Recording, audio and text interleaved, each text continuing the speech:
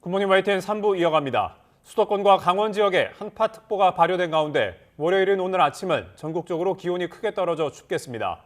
기상청은 북서쪽에서 찬 공기가 남하하면서 오늘 아침 기온은 영하 11도에서 0도로 어제보다 5에서 10도가량 낮겠고 한낮 기온도 대부분 영하권에 머물겠다고 밝혔습니다. 특히 바람도 강하게 불어 체감온도는 더욱 낮겠다며 한파를 대비한 건강관리와 빙판길 교통안전에 유의할 것을 당부했습니다. 또 오늘 아침까지 전국 대부분 지역에 비나 눈이 예보돼 있는 가운데 충남 서해안과 전라권, 제주도에는 많은 눈이 내리는 곳도 있겠습니다. 어젯밤 9시 50분쯤 부산 강서구 지사동에 있는 아파트 단지에 전기 공급이 끊겼습니다. 이로 인해 단지 내 1,200여 가구가 한겨울 추위 속 불편을 겪었는데 일부 세대의 경우 2시간 만에 복구됐지만 아직 6개 동은 정전 중인 것으로 파악됐습니다. 아파트 관계자는 내부 변압기 3개 가운데 1개가 고장이 났다며 오늘 오전 다시 복구 작업을 벌이겠다고 설명했습니다. 국민의힘 한동훈 비상대책위원장이 대통령실이 자신의 사퇴를 요구했다는 언론 보도가 나오자 국민을 보고 나선 길 할 일을 하겠다는 입장을 밝혔습니다. 한 위원장은 어제 당 공보실을 통해 대통령실의 사퇴 요구 관련 보도에 대한 입장이라며 이같이 밝혔습니다. 한 위원장은 이런 입장이 당내 일각에서 불거진 사퇴 요구에 대한 것이냐는 YTN의 추가 질문에 대통령실 요구에 대한 것이고 특정한 요구에 한정한다기보다는 전체적인 내용으로 이해하면 된다고 답했습니다.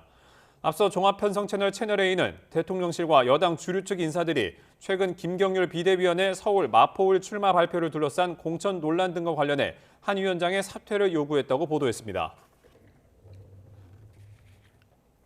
대통령실은 국민의힘 한동훈 비상대책위원장의 거취 문제는 용산이 관여할 일이 아니라고 선을 그었습니다.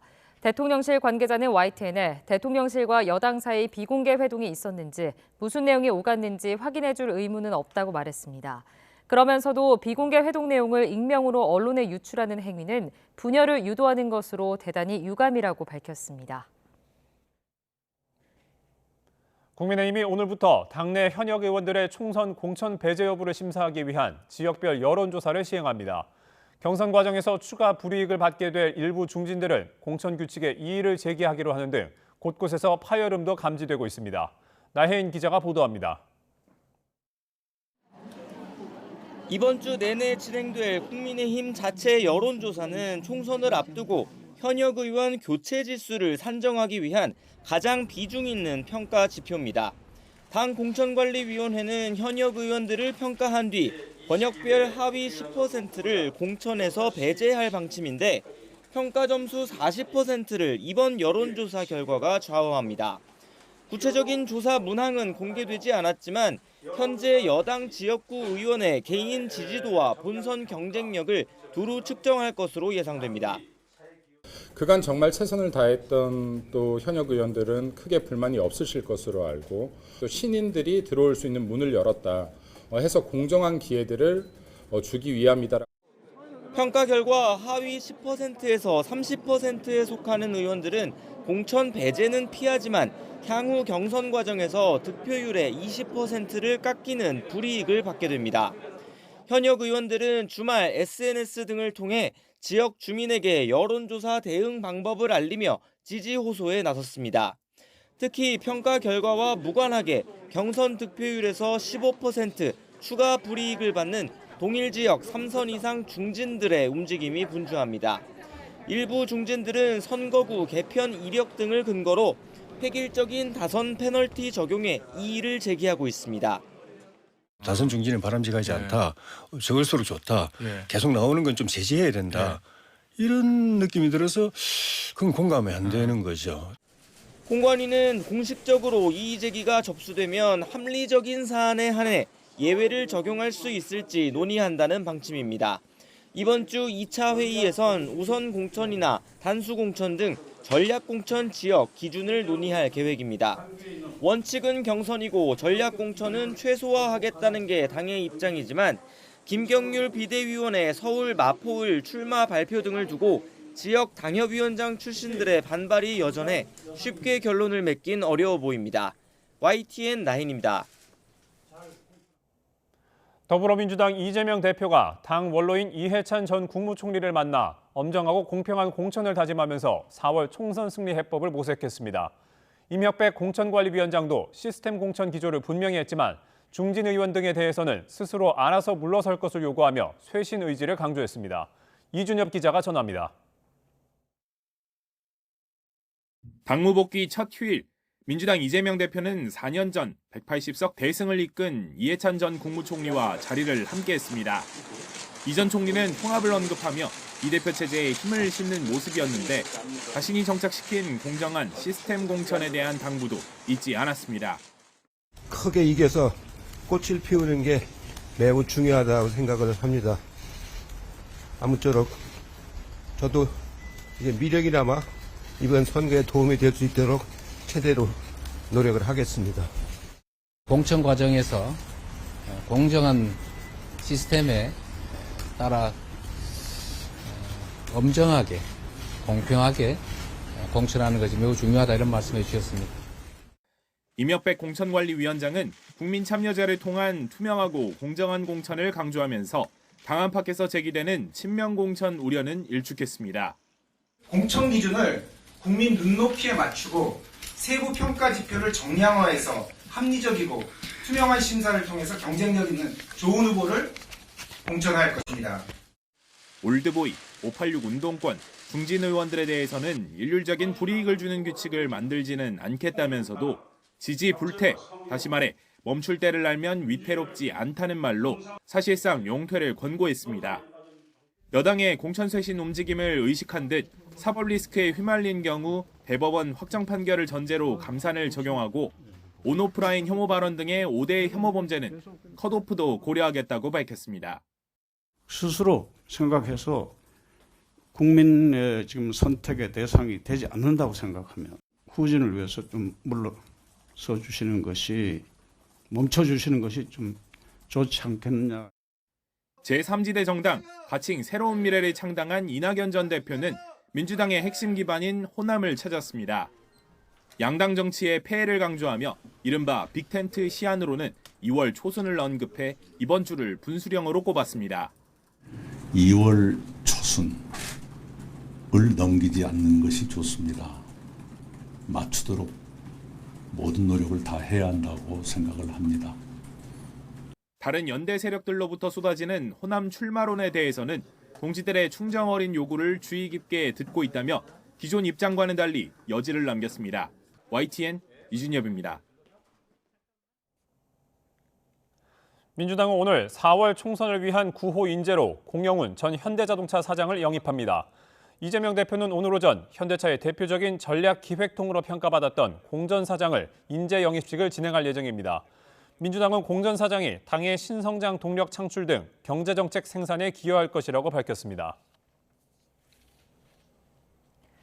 네, 이번 주 금요일 이재용 삼성전자 회장과 양승태 전 대법원장에 대한 1심 선고가 동시에 이뤄집니다.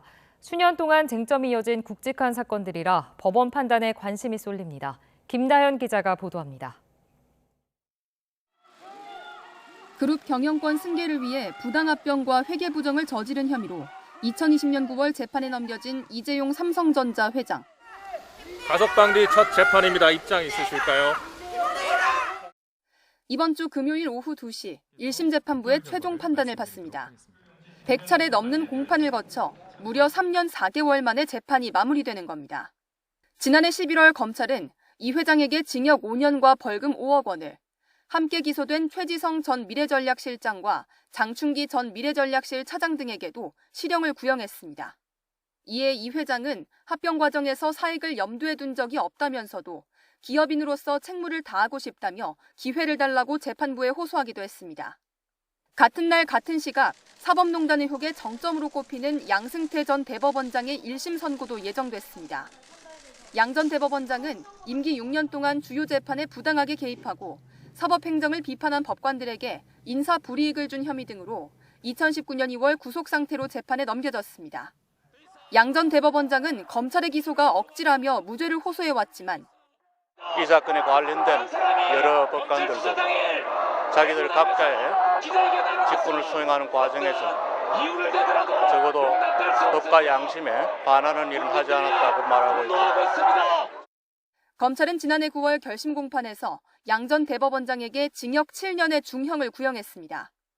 또 양 전 대법원장과 범행을 공모했다고 의심받는 박병대, 고영한 전 대법관에게도 각각 징역 5년과 4년을 구형했습니다. 삼성 부당합병과 사법농단 모두 수년 동안 법정에서 치열한 공방이 오간 굵직한 사건인 만큼 재판부가 어떤 판결을 내리든 파장이 클 것으로 전망됩니다. YTN 김다현입니다. 한동훈 국민의힘 비상대책위원장이 법무부 장관인 시절 청담동 술자리 의혹을 제기한 김의겸 더불어민주당 의원이 검찰에 송치됐습니다. 서울 서초경찰서는 허위사실 유포에 의한 명예훼손 혐의로 김 의원을 서울중앙지방검찰청에 넘겼습니다. 앞서 경찰은 지난해 10월 24일 국회의원이 국회에서 직무상한 발언은 책임지지 않는 면책 특권을 적용해 불송치 결정을 내렸습니다. 경찰은 이번 송치는 고소인이 관서장에게 이의를 신청하면 검찰이 사건을 송치한다는 형사소송법 절차에 따른 것이라고 설명했습니다. 늘봄학교라는 제도가 있습니다. 초등학교에서 수업 뒤에 학생의 돌봄 제공 시간과 유형을 확대하기 위해서 교육부가 지난해 시범 도입을 한 제도인데요. 올 하반기 전면 도입을 앞두고 교원단체들이 잇따라 공개 저지에 나서고 있습니다. 김연아 기자가 보도합니다. 지난 1년 늘봄학교 시범 운영에 대한 평가는 극단으로 갈립니다. 학부모들은 압도적인 만족도를 보이지만 교원들은 업무 부담과 민원이 늘어난 데다 교실과 특별실 등을 늘봄에 내주게 돼 정규 교육과정이 침해받는다며 불만입니다. 그런데 올해 교육교부금이 6조 원이나 감액돼 새해엔 인력과 공간이 확보될 거란 기대마저 깨지자 교원단체들은 아예 늘봄 전면 도입 중단을 요구하며 잇따라 집단행동에 나서기 시작했습니다. 출근 시간보다 1시간 일찍 나와 아침 돌봄도 운영하고 정규 수업을 다시 운영해야만 했습니다. 갑작스럽게 강사나 봉사자가 결근을 하면 퇴근을 했다가도 다시 학교로 돌아가 대체 인력으로 투입되고 있습니다. 교사노조는 일주일째 천막농성과 함께 릴레이 1인 시위를 진행하고 있고 전교조도 학교장이 교사와 협의 없이 늘봄학교 운영을 신청하면 단체 협약 위반이며 교원에게 늘봄 업무를 떠넘길 경우 법적 투쟁을 불사할 거라고 경고했습니다. 초등교사노조도 오는 27일 늘봄학교 저지를 목표로 다시 교사 집회를 열 계획입니다.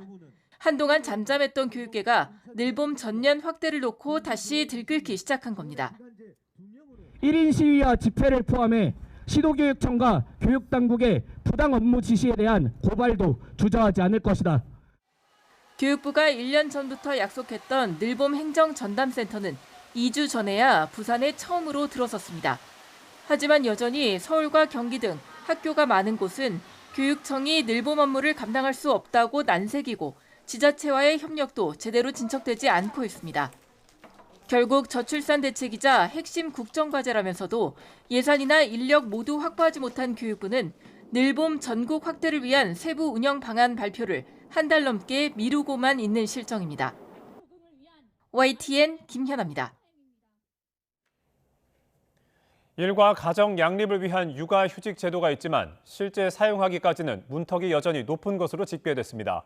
고용노동부가 노동자 5인 이상 사업체 5천여 곳을 대상으로 실태 조사를 한 결과 필요한 사람은 육아휴직을 모두 사용 가능하다고 밝힌 사업체는 전체의 52.5%로 파악됐습니다. 필요한 사람 중 일부가 사용 가능하다는 답변은 27.1%, 필요한 사람도 전혀 사용할 수 없다는 답변도 20.4%나 뒤를 이었습니다. 항생제가 듣지 않는 내성균이 공중보건을 위협하는 요인으로 떠오르면서 보건당국이 항생제 내성균 감염 관리 실태를 파악하고 있습니다. 질병관리청은 기존 항생제가 듣지 않아 이른바 슈퍼박테리아로 불리는 항생제 내성균 CRE 감염 실태 조사와 감소 전략 시범 사업을 추진하기로 했습니다. 질병청에 따르면 CRE에 감염된 환자는 38,155명으로 지난해보다 25% 늘어 전수감시 이래 최대치를 기록했습니다.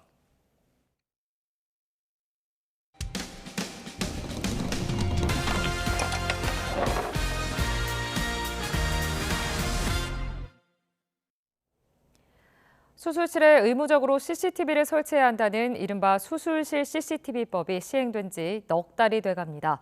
그런데 수술 전 미리 요청하지 않으면 녹화되지 않는다는 점을 모르는 환자나 보호자가 많아 불만이 커지고 있습니다.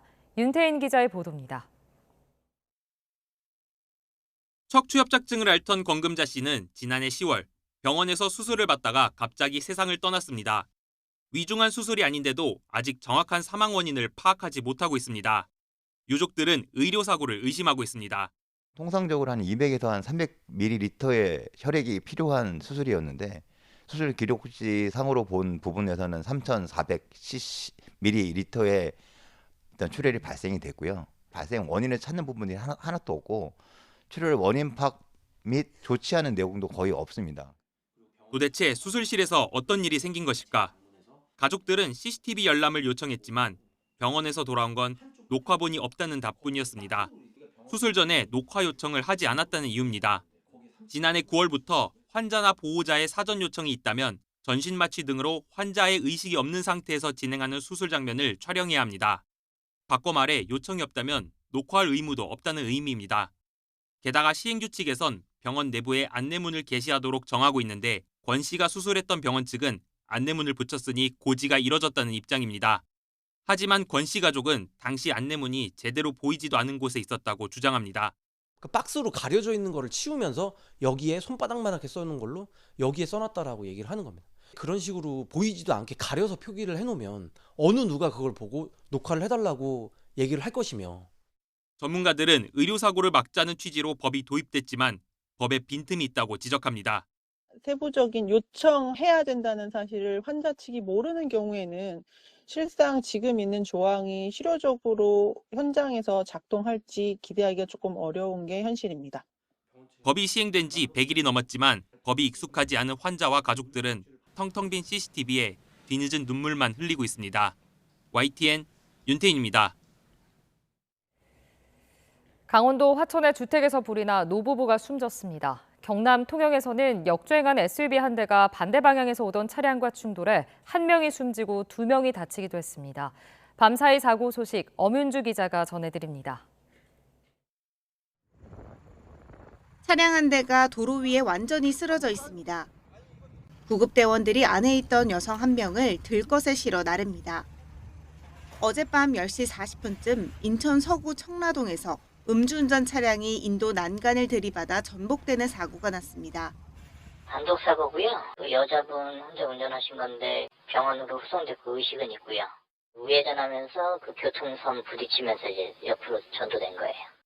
사고 당시 A씨의 혈중 알코올 농도는 면허 취소 수준인 0.08% 이상으로 조사됐고 경찰은 A씨가 치료를 마치는 대로 정확한 사고 경위를 조사할 방침입니다. SUV 차량 앞부분이 형체를 알아볼 수 없을 정도로 찌그러졌습니다. 어제 오후 6시 반쯤 경남 통영시 광도면에 있는 편도 2차로 국도에서 달리던 SUV 차량이 역주행하다 반대편 차량과 충돌했습니다. 이 사고로 SUV 운전자 50대 남성 A씨가 크게 다쳐 병원으로 옮겨졌지만 끝내 숨졌고 반대편 차량에 탑승한 30대 운전자 등 2명도 다쳐 병원 치료를 받고 있습니다. 비슷한 시각 강원도 하천에 있는 2층짜리 주택에서 불이 났습니다. 이 불로 집안에 살고 있던 노부부가 숨진 채 발견됐습니다. 경찰과 소방당국은 목격자 등을 상대로 정확한 화재 원인을 조사하고 있습니다. 어제 오후 6시 40분쯤에는 강원도 정선군 고안읍에 있는 스키장에서 10살 남자아이가 리프트를 타고 가던 중 10m 아래로 떨어졌습니다. 다행히 생명에 지장은 없었지만 허리 등을 다쳐 곧바로 병원으로 옮겨졌습니다. YTN 엄인주입니다. 어제 오전 발생한 인천 가좌동 공장 화재가 13시간 40분 만인 오늘 새벽 완전히 꺼졌습니다. 이 불로 화재 진압에 나선 50대 구조대원이 연기를 들이마셔 병원으로 옮겨졌고 40대 현장 대응단 대원도 유리 파편이 목에 떨어져 병원 치료를 받았습니다. 또 불이 인근 건물로 번지면서 공장 6동이 불에 탔습니다. 서울 강북권에서 3.3제곱미터당 1억 원을 넘는 역대 최고 분양가 아파트가 나왔습니다. 부동산 침체기에도 이렇게 천정부지로 치솟는 분양가에 계약 포기 사례도 늘고 있습니다. 윤혜리 기자의 보도입니다. 서울 광진구 옛 한강호텔 부지에 아파트 공사가 한창입니다. 한강이 한눈에 내려다 보이는 위치에 실내 수영장과 호텔식 사우나 등 최고급 커뮤니티 시설 면적만 3,000제곱미터가 넘습니다. 내년 하반기 128세대가 입주할 예정으로 3.3제곱미터당 평균 분양가는 1억 1,500만 원입니다. 지방자치단체의 분양 승인을 받은 아파트 가운데 역대 최고가입니다.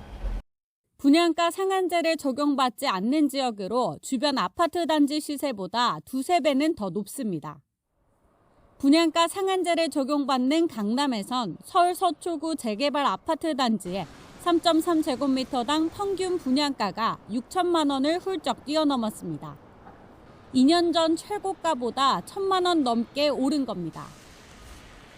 이처럼 서울 아파트 분양가는 천정부지로 치솟고 있습니다. 지난해 12월 말 기준 3.3제곱미터당 평균 분양가는 3,494만 원으로 전년 대비 17% 상승했습니다. 최근 지속적인 원자재 가격 상승과 금융 비용 상승 등이 더해지면서 건설 자금 인상으로 인해 당분간 분양가 역시 상승할 것으로 보입니다. 높은 분양가에 계약을 포기하는 사례도 속출하고 있습니다. 경쟁이 치열했던 단지에서도 무더기로 무순위 청약 물량이 쏟아져 나오고 있습니다. 분양 수요가 높은 서울의 아파트 단지도 미분양을 피하지 못하면서 입지와 가격 경쟁력에 따른 옥석 가리기는 더 심화할 것으로 보입니다. YTN 윤혜리입니다. 소비자 4명 가운데 3명은 대형마트 의무 휴업일 규제를 폐지하거나 완화해야 한다고 생각하는 것으로 나타났습니다. 한국경제인협회는 전국 성인 남녀 1,000명을 대상으로 조사한 결과 전체 응답자의 76.4%가 공유의 대형마트의 의무 휴업 규제를 폐지하거나 완화해야 한다고 답했다고 밝혔습니다. 대형마트 의무 휴업 제도를 폐지해야 한다는 응답이 32.2%로 나타났고 평일에 의무 휴업을 실시해야 한다는 대답이 33%, 의무 휴업일과 심야 영업금지 시간에 온라인 거래를 허용해야 한다는 의견이 11.2%로 조사됐습니다. 반도체와 2차 전지 등 한국 6대 첨단 산업의 수출 시장 점유율이 4년 사이 25% 감소했다는 분석이 나왔습니다. 한국경영자총협회는 보고서를 내고 6대 국가 첨단 전략 산업 수출 시장 점유율이 지난 2018년 8.4%에서 2022년 6.5%로 25.5% 하락했다고 밝혔습니다. 2022년 6대 첨단 산업 수출 시장 점유율 순위에서 우리나라는 중국과 독일, 타이완, 미국에 이어 5위에 머물렀습니다.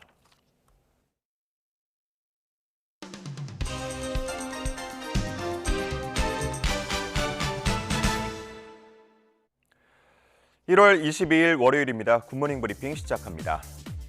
가장 먼저 조선일보 기사 보겠습니다. 최근 일본에서는 노토반도 지진과 관련한 자판기 파손 논란이 일고 있다고 합니다. 이게 무슨 일인가 한번 들어보시고요. 같이 생각해 보시죠. 지난 1일 이시카와현 주민 100여 명은 지진을 피해서 인근 한 고등학교로 급하게 피난했습니다. 식량과 음료를 확보하지 못한 채 급하게 대피한 이들 중 일부는 학교 내 설치된 자판기 3대를 부수고 음료를 꺼내서 피난민들에게 나눠줬습니다. 이런 상황이 알려지면서 초기에는 고령 피난민을 위한 발빠른 대처였다며 칭송하는 여론이 많았습니다.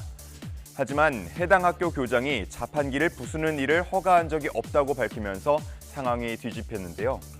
긴급한 상황이더라도 허락 없이 남의 물건을 파손하는 건 범죄라는 의견이 강해지고 있습니다.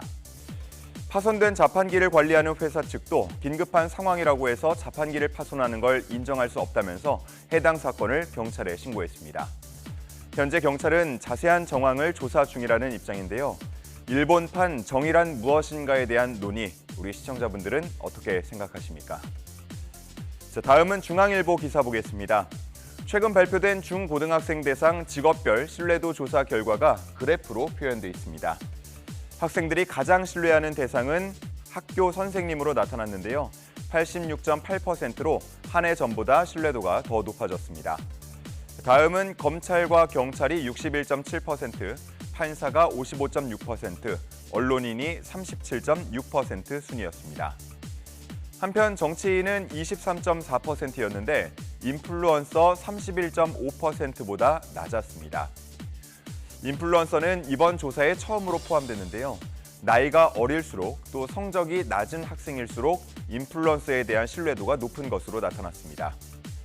정치에 대한 불신은 또 다른 조사 결과에서도 엿볼 수 있었는데 우리나라 정치가 국민의 의견을 반영해 사회 문제를 해결하고 있다고 생각하십니까? 라는 질문에 대해서도 10명 중 1명만 긍정적으로 답했습니다. 다음 기사 보겠습니다. 한국건설산업연구원이 발표한 보고서를 보면 우리나라 주요 인프라 시설의 41%는 2030년이 되면 지어진 지 30년을 경과하는 것으로 나타났습니다. 조금 더 세부적으로 보자면 댐의 노후화가 가장 심각했는데요. 전국 댐 75%가 여기에 해당됐습니다.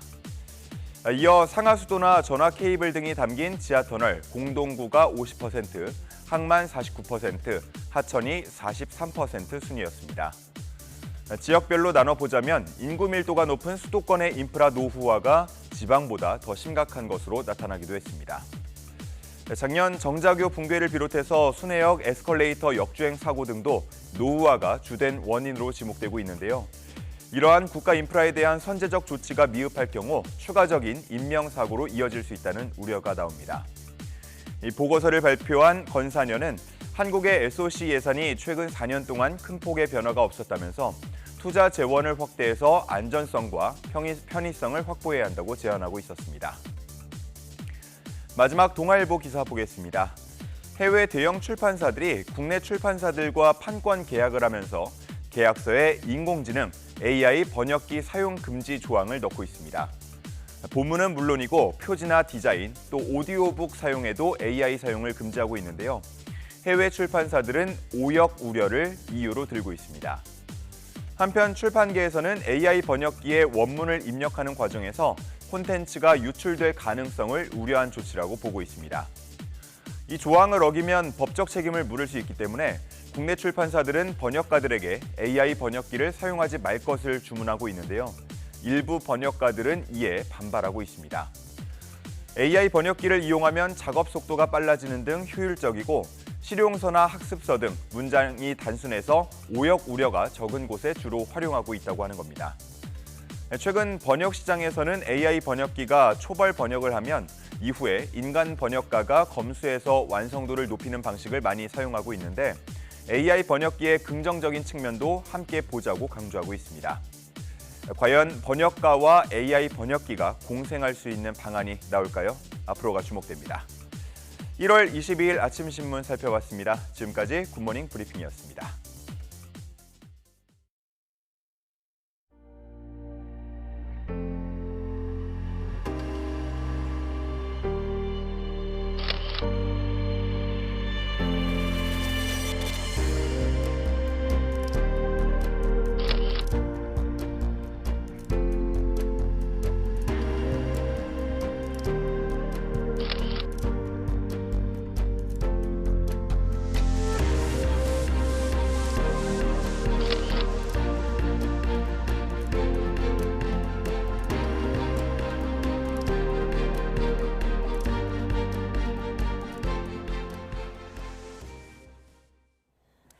미국 공화당 대선 후보 경선 주자인 론 디샌티스 플로리다 주지사가 현지 시간 21일 전격 후보 사퇴를 선언했습니다.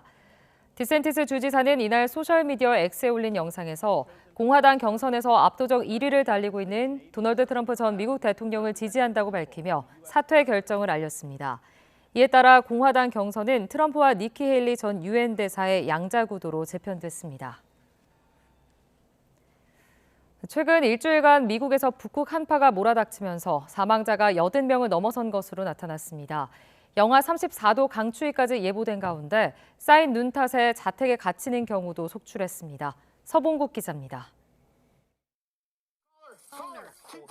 개 주인이 얼음 구덩이에 빠지자 구조대가 다급히 반려견을 부릅니다. 구명 밧줄을 개 목에 걸고 함께 구조에 나선 겁니다. 1m 가까이 쌓인 눈에 제설차도 눈코 뜰 새 없이 분주합니다. Yeah, I've been out 3 days with no sleep. 폭설이 자동차는 물론 집까지 집어삼키면서 주민들이 집에 갇히는 경우가 속출했기 때문입니다. It's everywhere. People were blocked in. CBS 방송은 미국 전역에서 최근 일주일간 추위 관련 사망자가 83명으로 확인됐다고 전했습니다.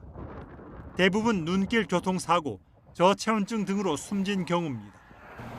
테네시주 보건부는 날씨 관련 사망자가 19명이라고 밝혔고 4만 5천 명의 전기 공급이 끊긴 오레곤에서는 16명이 추위로 숨졌습니다. We wanted to make sure that everybody was safe and the snow kept coming. 북동부 중서부 폭설에 이어 주말 미국 전역 혹한으로 수천만 명이 고통을 겪는 상황. 주말 동부 지역은 영하 30도 이하로 올 겨울 들어 가장 추울 것으로 예보된 가운데 온화한 플로리다 북부까지 한파 경보가 발효될 전망에서 피해는 더 커질 전망입니다. YTN 서봉국입니다.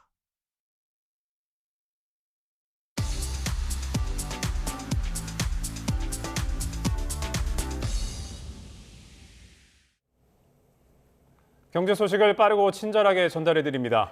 오늘 굿모닝 경제는 주원 현대경제연구원 경제연구실장과 함께합니다. 어서 오세요. 네, 안녕하십니까. 시장, 오늘은 좀 주식 시장 얘기를 좀 집중적으로 해보겠습니다. 먼저 미국 시장 얘기를 좀 해볼 텐데 이 지난주에 그 S&P 500 지수가 좀 크게 올랐거든요. 지금 어느 정도나 좀 오른 겁니까?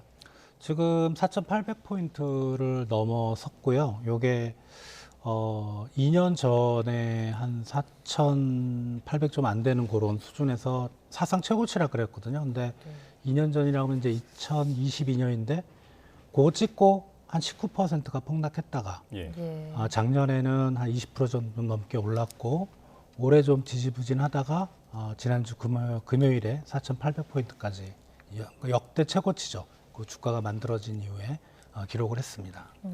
근데 실장님, 새해 들어서는 그 기준금리 조기 인하 기대가 좀 줄어들면서 증시가 좀 조정을 받았었잖아요. 갑자기 이렇게 시장이 탄력을 받는 이유를 어디서 찾아야 될까요? 이제 주식시장을 움직이는 힘은 사실 여러 가지거든요. 뭐 실물 경제가 어떻다는 뭐 그런 상황도 있고, 그리고 말씀하셨던 지금과 같은 작년에 뭐 올해 초까지 이제 주식시장의 주된 힘이었던 이제 그 중앙은행이 금리를 내리느냐. 근데 금리를 내리게 되면 아무래도 자금을 융통할 수 있는 이자라는 게 싸지니까 그게 주식시장으로 돌아오지 않겠냐.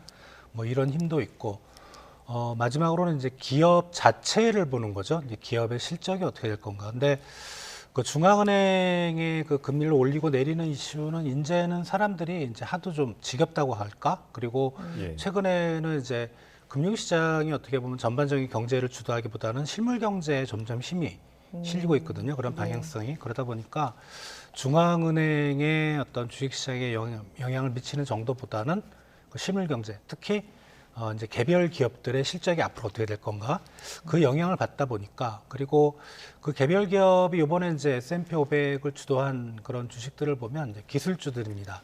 특히 뭐 AI라든가 뭐 디지털 전환과 관련된 그런 기업들의 주가가 많이 올라서 끌어올렸거든요.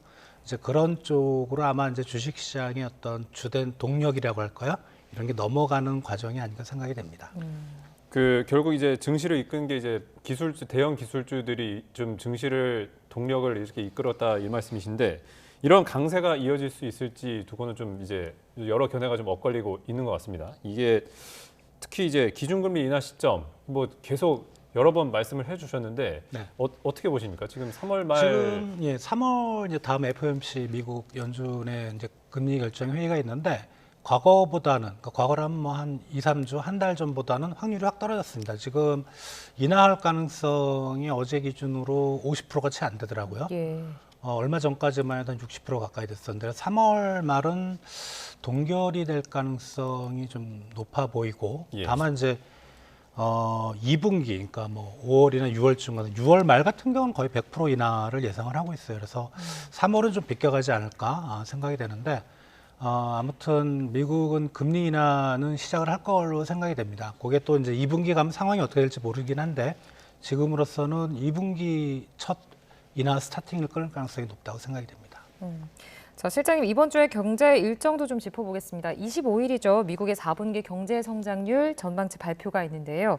시장에서는 이 3분기 때보다 좀 크게 하회하는 1.7%를 예상한다. 이런 지금 소식이 있는데, 지금 뭐 경기 경착륙에 대한 우려를 키우는 거 아니냐, 이런 우려도 계속되고 있습니다. 좀 어떻게 보고 계십니까? 네, 미국 3분기 경제 성장률이 전기 대비 연율 4.9%가 나왔는데, 전기 대비 연율의 개념은 이제 4.9%라는 건 연간 성장률로 거의 간주를 하시면 될 것 같아요. 미국 경제가 평균적인 경제 성장률이 한 2% 내외 정도라고 보면 3분기에 4.9%면 어마어마하게 높은 숫자죠. 우리나라도 그런 숫자는 잘 안 나옵니다. 근데 3분기에 그 경제 성장률이 이렇게 높이 나왔던 이유는 이제 미국 소비가 너무 좋았습니다. 좋았고요. 그리고 4분기도 보면 이제 미국 12월 소매 판매가 나왔는데 생각보다 좋았다. 그래서 4분기 경제 성장률은 이제 시장에서는 1.7%고 그리고 이제 주요 IB들 평균치를 한번 계산해 보니까 2% 정도 나오더라고요. 또 IB들은 약간 높게 보고 있고 그 정도 선인데 그게 나쁜 숫자는 아니거든요. 평균적인 경제 성장률이 2%니까. 그래서 그 정도면 괜찮은데 문제는 이제 여전히 올해죠. 올해 상반기에 미국의 경제 성장률이 1%가 안 될 거다라는 전망이 계속 힘을 받고 있습니다. 그러니까 앞으로 이제 미국 경제가 정말 연착륙하려면은 한 1%대 이상은 나와줘야 되는데 0%대로 만약에 떨어진다면은 연착륙은 아닌 것 같고요. 다만 이제 아직 상반기는 이제 1월이잖아요. 미국 경제 어떻게 될지 모르기 때문에 좀 지켜볼 부분이라고 생각이 됩니다.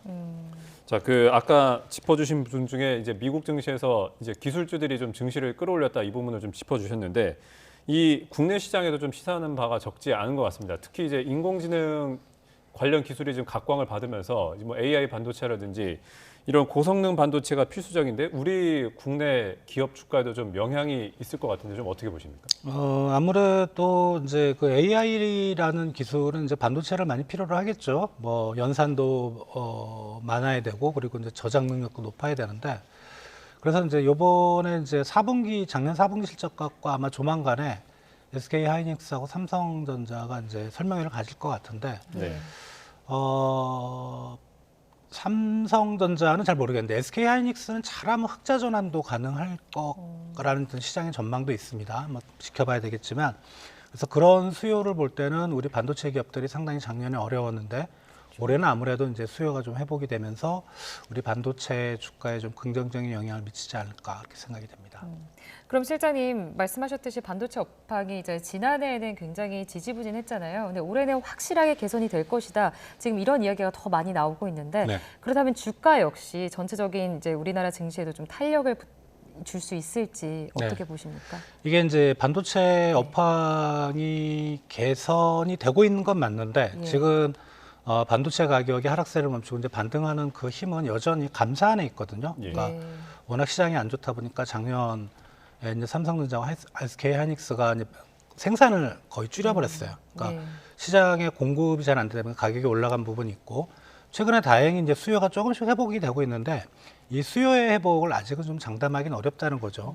특히 어떻게 보면 세계 반도체 시장을 주도하고 미국 경제가 상반기에 좀 안 좋아질 가능성은 있거든요. 그런 부분 생각할 때는 좀 부정적이긴 한데 근데 대부분의 반도체 시장을 분석하는 기관들은 올해는 좋아지는 건 분명하다.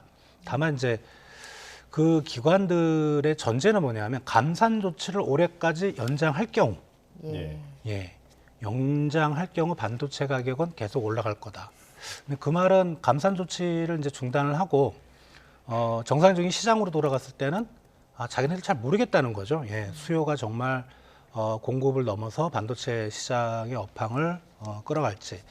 또 하나의 포인트는 이제 반도체 시장을 주도하는 힘은 AI라는 거죠. 이 말은 뭐냐면 기존의 뭐 스마트폰에 들어가는 낸드 플래시 주로 그리고 D램 이런 우리 메모리 반도체가 부가가치인가 시장 전체 파이에서 차지하는 비중이 회복은 되겠지만 줄고 있다는 거죠. 특히 이제 스마트폰 같은 경우는 이제 보시면 알겠지만 뭐 몇 년 전에 산 스마트폰이나 지금 산 스마트폰이나 뭔가 새로운 게 없습니다. 그러다 보니까 이제 스마트폰 시장도 상당히 좀 정체돼 있고 AI 반도체는 이제 연산이라든가 그다음 저장 능력을 많이 필요로 하기 때문에 기존 낸드 플래시나 메모리 반도체로는 대응하기 어렵습니다. 그게 이제 대응할 수 있는 반도체가 유일한 게 HBM이라고 적층 반도체거든요. 반도체를 쌓아 올리는. 근데 그 기술에 있어서는 삼성전자보다 SK 하이닉스가 훨씬 앞서가고 있고 그리고 지금 투자도 삼성전자가 올해 들어서 이제 HBM에 대한 투자를 하겠다고 하거든요. 그러면 이제 그 투자가 완료되고 이제 양산으로 들어가기 전에 이제 수율, 불량률을 맞추는 그런 기간을 고려할 때 지금도 SK 하이닉스가 삼성전자보다는 그 HBM 쪽에서 마켓 쉐어가 1등입니다.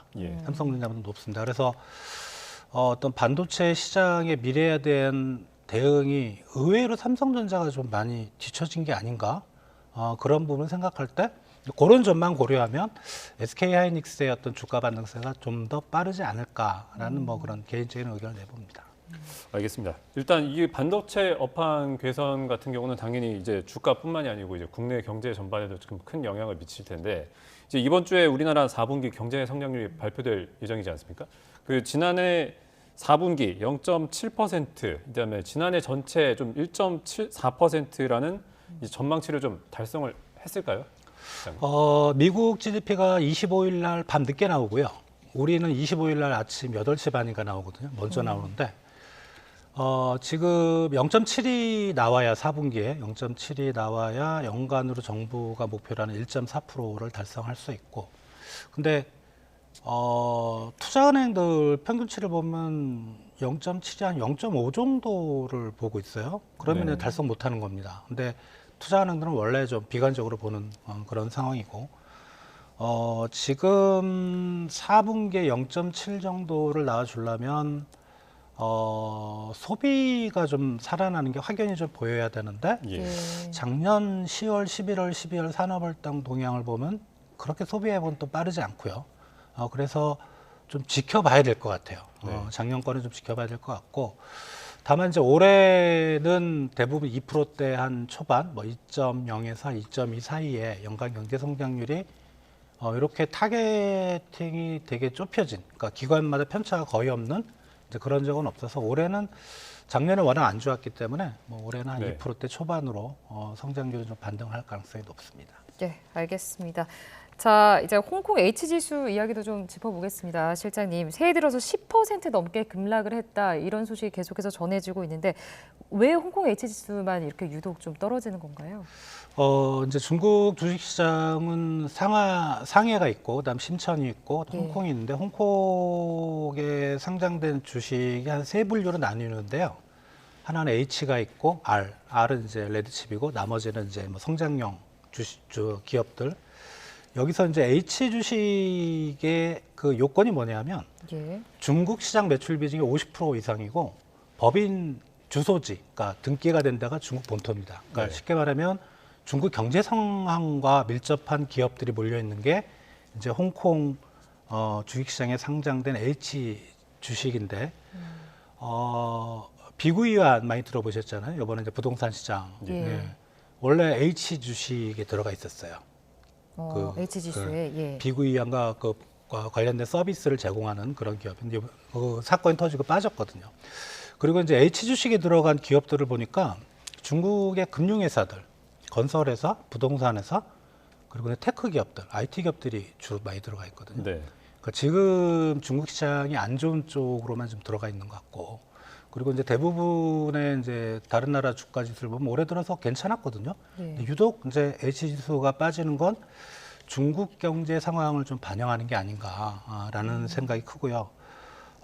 이게 뭐 앞으로도 중국 경제에 대한 좀 방향성을 우리가 좀 살펴볼 필요는 있겠지만, 이런 H 주식과 관련된 어떤 주식 투자 이런 것들은 상당히 좀 손실이 크게 나오지 않을까, 그렇게 생각이 됩니다.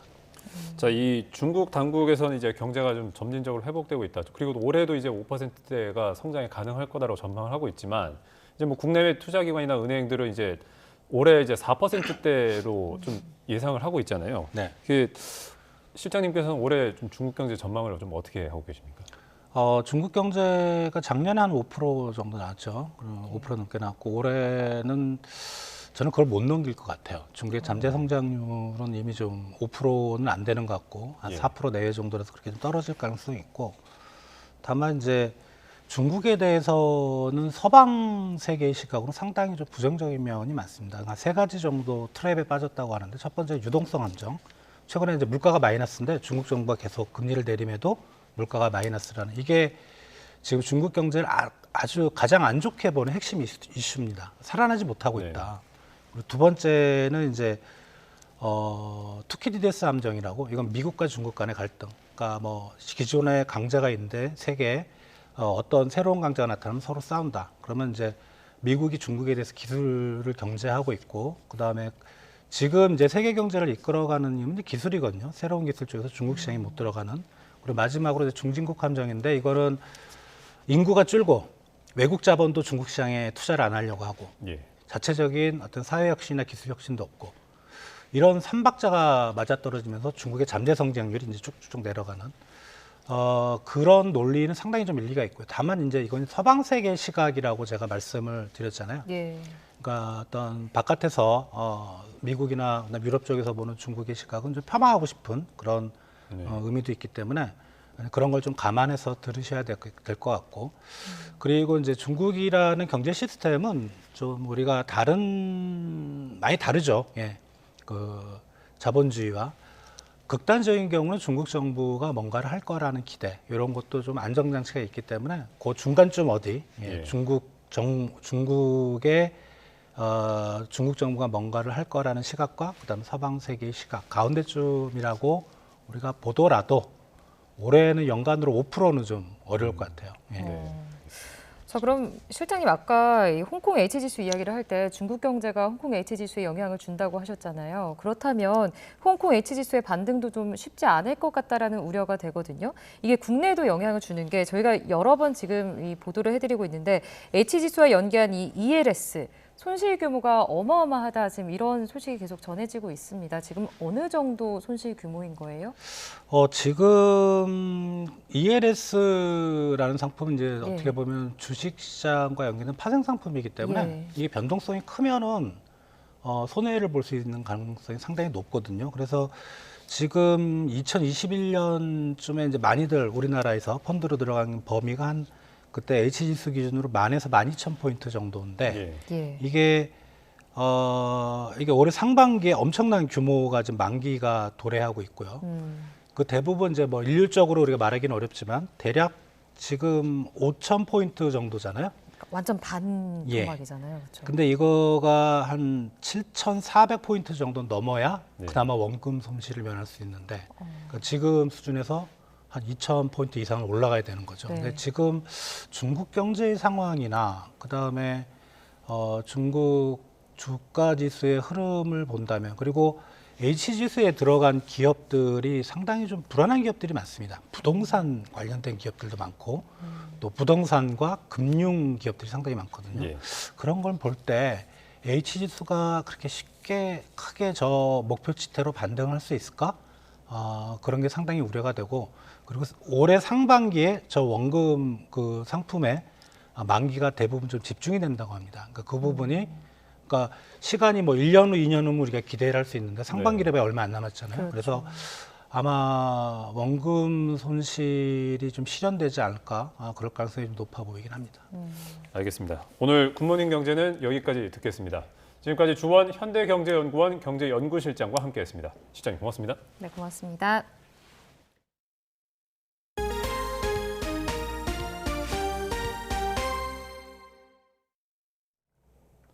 중국에서 한국 화장품이 한때 붐을 일으켰지만 내수 침체가 이어지면서 고전을 면치 못하고 있는데요. 네, 대신 일본과 미국, 동남아시아 등에서 한국 화장품 진출이 속도를 내고 있습니다. 김선희 기자가 보도합니다. 서울 명동의 한 화장품 복합 매장. 평일 낮인데도 화장품을 발라보고 고르는 사람들로 발 디딜 틈이 없습니다. 90%는 일본과 타이완 등 외국인 관광객. 이 매장은 외국인이 압도적으로 많아지며 영문 표기를 보완해 새롭게 단장했습니다. 모두 중저가 한국 화장품을 사러 온 사람들입니다. 韓国の化粧品は、安い上に、質がいいので、それを求めてくる日本人が多いと思います。我觉得这边的化妆品的还有保养品种类很多，然后选择性也很多。然后因为这边天气比较干燥，对我们干性肌肤的人来说，就是保湿的多样性可以选择很多这样子。 한국 화장품 수출은 특히 일본 시장에서 눈에 띄게 활발해지고 있습니다. 젊은 세대 호응을 얻으며 지난해에는 중국, 미국에 이어 3위를 기록했습니다. 그러니까 가성비가 좋고 이커머스 유통 환경에 최적화돼 있고 그것 때문에 작년부터 굉장히 잘 나가기 시작했고 그래서 앞으로도 이거는 계속될 수 있다. 최근에는 중저가를 넘어 일본의 고가 시장도 두드리고 있습니다. 도쿄의 한 대형 쇼핑몰에서 열린 화장품 시연회에는 사람들이 몰려 북새통을 이뤘습니다. 전문 연구팀을 꾸려 계속 개발하고 고품질의 상품을 출시한 덕분입니다. 온라인으로 예약을 받고 있는데 예약이 100% 예약이 가득 차요. 그리고 광채가 나는 이제 그런 자연스러운 스타일들의 메이크업들을 많이 하고 있는데 아무래도 일본 고객들이 좀 한국 스타일의 어떤 메이크업 스타일을 좀 많이 좀 따라하고 한국 화장품이 중국에서 내수 침체와 애국 소비로 쪼그라들며 상대적으로 더 부상하고 있는 일본 시장. 올해도 일본 등 세계 시장을 향한 한국 화장품 K-뷰티의 도전은 계속될 전망입니다. YTN 김선입니다. 독일 전역에서 연일 대규모 인파가 극우 세력의 반이민 논의에 항의하며 거리로 나왔습니다. AFP, AP통신은 전날 25만 명에 이어 일요일인 21일에도 베를린과 뮌헨 등 곳곳에서 수십만 명이 극우 정당 독일을 위한 대안에 반대하는 시위를 벌였다고 전했습니다.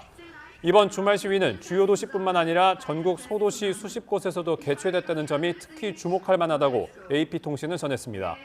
독일에서 반극우 시위가 시작된 것은 지난 10일 한 탐사 매체의 보도로 극우 정당 당원들이 이주민 수백만 명을 독일에서 추방하는 방안을 논의한 사실이 알려지면서부터입니다.